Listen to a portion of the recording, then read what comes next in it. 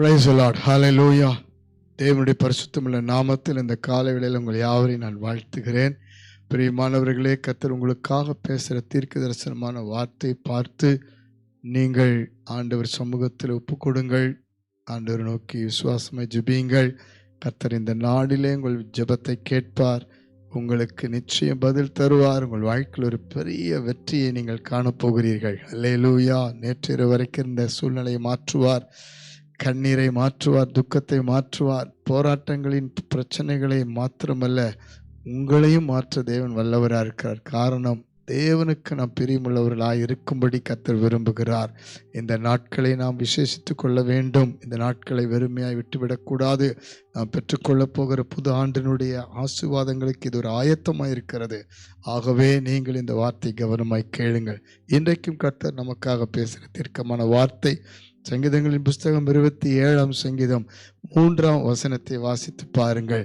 எனக்கு விரோதமாக ஒரு பாளையம் இறங்கினாலும் என் இருதயம் பயப்படாது, என் மேல் யுத்தம் எழும்பினாலும் இதிலே நான் நம்பிக்கையா இருப்பேன். அல்லேலூயா.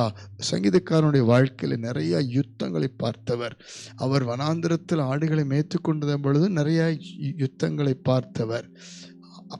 அதே நேரத்தில் தேவன் அவரை அபிஷேகம் பண்ணின பிறகு அவர் கோலியாத்தின் யுத்தத்தை பார்க்கிறார். அந்த பாளையத்துக்கு ஆண்டவர் அவரை கொண்டு போகிறார். அப்போ தேவன் ஒரு முகாந்தரத்தோடு என்னை கொண்டு போகிறார் என்பதை தாவீது அறிந்திருந்தார். பிரியமானவர்களே, நம்முடைய வாழ்க்கையில் தேவனுடைய முகாந்தரம் உண்டு. ஹல்லேலூயா.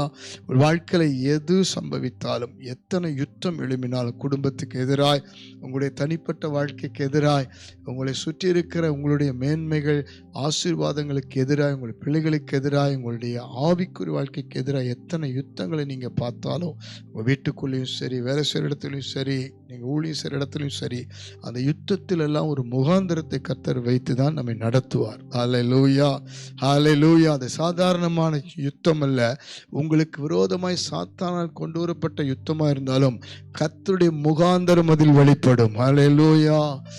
தாவீதுக்கு விரோதமாய் அங்கு அல்ல யுத்தம், இஸ்ரவேல் ஜனங்களுக்கு எதிரான யுத்தம். 1 சாமுவேல் 17ஆம் அதிகாரத்தில். அப்போ அந்த நேரத்தில் தாவீதை ஆண்டவர் முகாந்தரத்தோடு உள்ளே கொண்டு போகிறார். காரணம், தாவீது மேல் அபிஷேகம் இருந்தது. அந்த யுத்தத்திலே கர்த்தர் ஜெயம் கொடுக்கிறார். தாவீது பயப்படவில்லை, தேவனை நம்பி இருக்கிறார். ஹல்லேலூயா.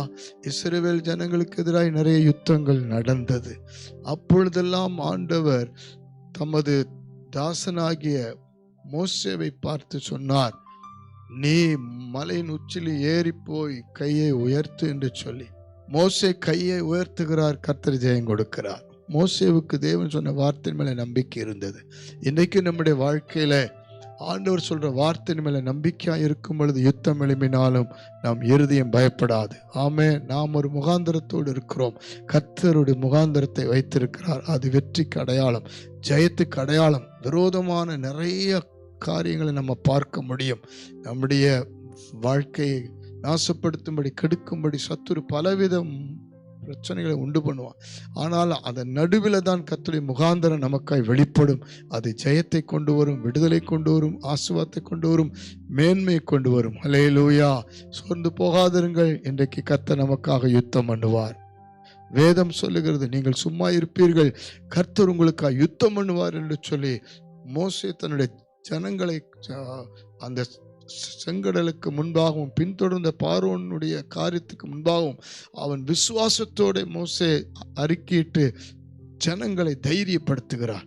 இப்பொழுது நீங்கள் தைரியமாயிருங்கள், நம்பிக்கையோடு இருங்கள், கர்த்தருடைய வாக்குத்தத்தத்தில் நம்பிக்கையா இருங்கள், விசுவாசத்தில் இருங்கள். உங்களுக்கு ஒரு முகாந்தரம் உண்டு. அது ஜெயத்தின் முகாந்தரம். ஹல்லேலூயா. விடுதலின் முகாந்தரம். கண்களை மூடி ஜெபிப்போமா? பரலோக பிதாவே, இந்த காலை வேளையிலே நாங்கள் நம்பிக்கையா இருக்கிறோம். எங்கள் மேல் எங்களுக்கு விரோதமாக யுத்தங்கள் பாளையம் இறங்கினாலும் எங்கள் இருதயம் பயப்படாதபடிக்கு இன்றைக்கு நீர் அந்த யுத்தங்கள் மத்தியில் ஒரு முகாந்தரத்தோடு எங்களை நீர் வழி நடத்துகிறீரப்பா. காரணம், நாங்கள் அல்ல, நீர் எங்களுக்கு யுத்தம் பண்ணுகிறீர். ஹல்லேலூயா. நன்றி அப்பா. உம்மை துதிக்கிறோம். இந்த காலையில் ஜெபிக்கிற ஒவ்வொரு குடும்பத்தையும், வாலிப பிள்ளைகளையும், ஒவ்வொருத்தருடைய ஆண்டவரே எந்தெந்த காரியத்தில் இதுவரைக்கும் யுத்தத்தை பார்த்து கொண்டிருக்கிறார்களோ அத்தனை பேருக்குள்ளும் கர்த்தருடைய விடுதலை இறங்கட்டும் அப்பா.